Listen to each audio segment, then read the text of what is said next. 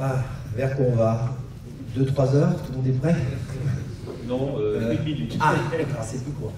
Bon, si j'ai basculé du monde de la virtualité, du software, à la fois physique et sur le web vers la robotique, c'est parce que je pense qu'on va vers un monde où ces technologies dites aujourd'hui de l'information ou de la connaissance vont s'appliquer de plus en plus aux objets.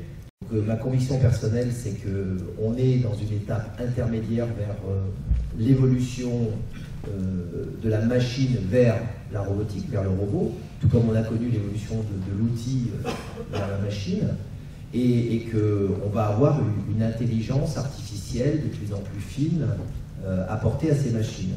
Et jusqu'à un point où, d'une façon paradoxale, en tant qu'entrepreneur, demain, vous pouvez rêver, les entrepreneurs des années 2050, comme ayant à manager à la fois des équipes humaines et des équipes robotisées.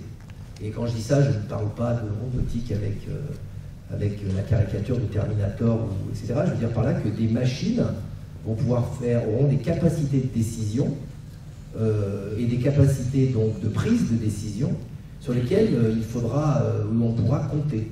C'est ça l'évolution de la machine vers le robot. C'est que tant qu'on est dans la machine, l'homme reste complètement en charge. Quand on rentre dans la robotisation, on délègue une partie du process de réflexion à la machine et elle en tire les conclusions. Et si j'insiste là-dessus, c'est pour dire que la manière de communiquer avec ces machines sera tout aussi virtuelle que celle qu'on a aujourd'hui pour communiquer aussi avec ses collaborateurs.